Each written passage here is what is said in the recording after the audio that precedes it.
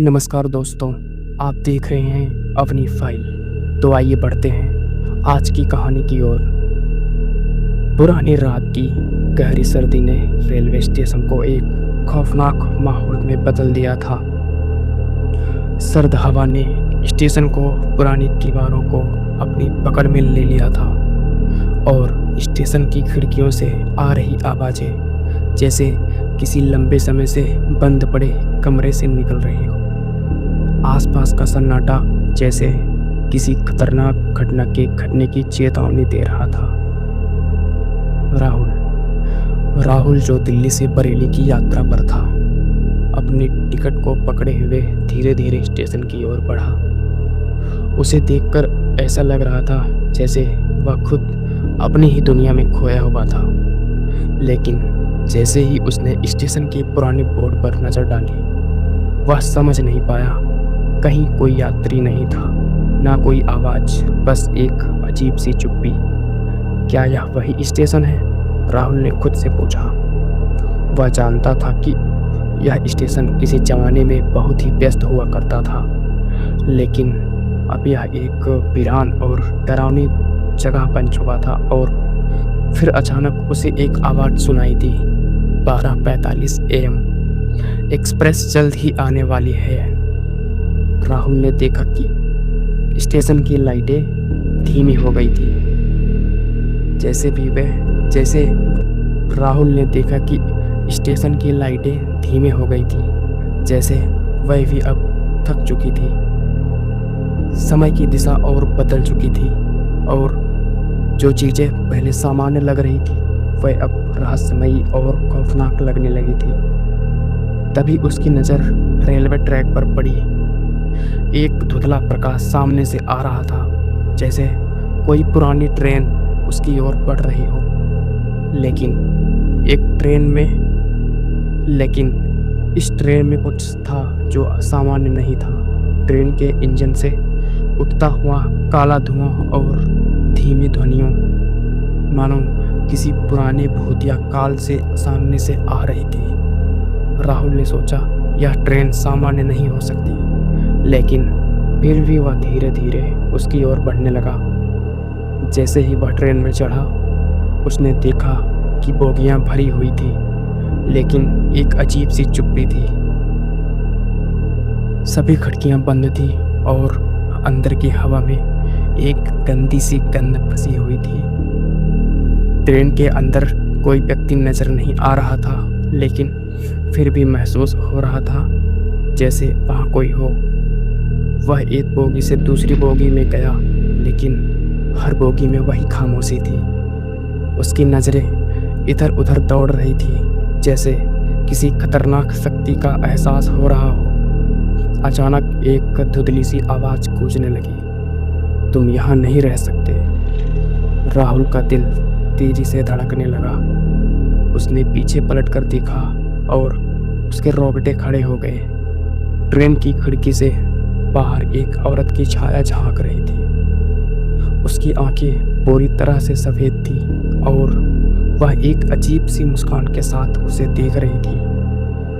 राहुल की शारीरिक प्रतिक्रिया स्वाभाविक थी। वह डर के मारे पीछे हट गया। फिर अचानक ट्रेन की लाइटें पूरी तरह से चली गई। चारों ओर एक गहरा सन्नाटा छा गया और बोगी के अंदर सिर्फ एक घना अंधेरा था। राहुल की सांसें तेज हो गई और उसका दिल जैसे सीने से बाहर को निकलने को था।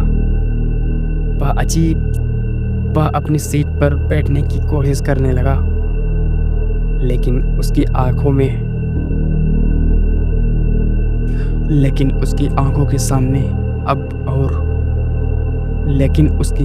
सामने अब और भी अजीब चीजें होने लगी। ट्रेन अचानक तेजी से चलने लगी और बाहर का दृश्य बदलने लगा। अब वह कोई सामान्य रास्ता नहीं था। यह एक घना अंधेरा जंगल बन चुका था, जहां दूर दूर तक कोई चिरपिंग नहीं थी, ना कोई रोड, सिर्फ अंधकार और एक ठंडी हवा का झोंका। ट्रेन की गति बढ़ गई थी और राहुल को ऐसा महसूस हो रहा था जैसे वह किसी और ही दुनिया में चला जा रहा हो। क्या यह ट्रेन मुझे कहीं और ले जा रही है?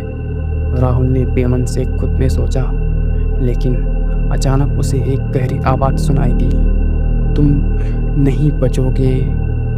यह आवाज़ बोगी के हर कोने से आ रही थी और जैसे ही वह पलट कर देखा, उसे एक अजीब सा दृश्य नजर आया। ट्रेन के अंदर यात्रियों के चेहरे बदल चुके थे, कोई भी सामान्य नहीं था। एक महिला की आंखें पूरी तरह से खाली थी, उसके होठों पर एक अस्थाई डरावनी मुस्कान थी। एक आदमी का चेहरा विकृत हो चुका था, वह अब इंसान नहीं बल्कि कोई प्रेत लग रहा था।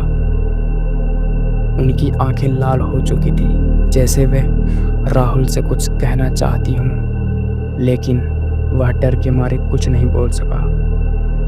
अचानक ट्रेन की गति और भी तेज हो गई और बाहर का दृश्य और भी डरावना हो गया।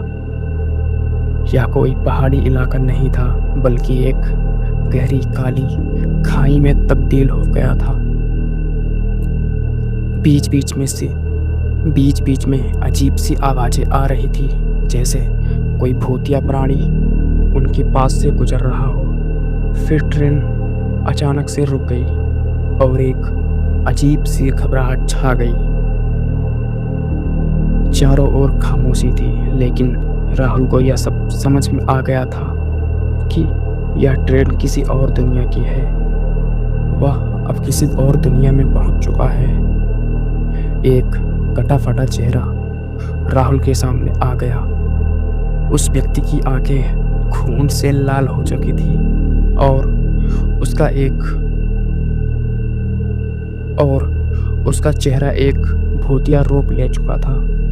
तुमने हमारे साथ चलने का फैसला किया, अब तुम कभी नहीं लौट पाओगे, उस व्यक्ति ने धीमे से कहा। राहुल ने धीरे धीरे अपनी आंखें बंद की और ट्रेन फिर से चल पड़ी। तो दोस्तों, सर्दी की गहरी रात हो चुकी थी और ट्रेन पर अब कोई नहीं था। राहुल का नाम स्टेशन के एक पुराने बोर्ड पर नहीं था। 12:45 एक्सप्रेस ने अपनी आखिरी यात्रा पूरी कर ली थी और यह ट्रेन हर रात आती थी, एक नया यात्री अपने साथ ले जाती थी। राहुल भी अब उसी ट्रेन का हिस्सा बन चुका था, जो हर रात उसी पुराने ट्रैक पर दौड़ती थी, किसी अजनबी को अपनी दुनिया में ले जाने के लिए। धन्यवाद दोस्तों।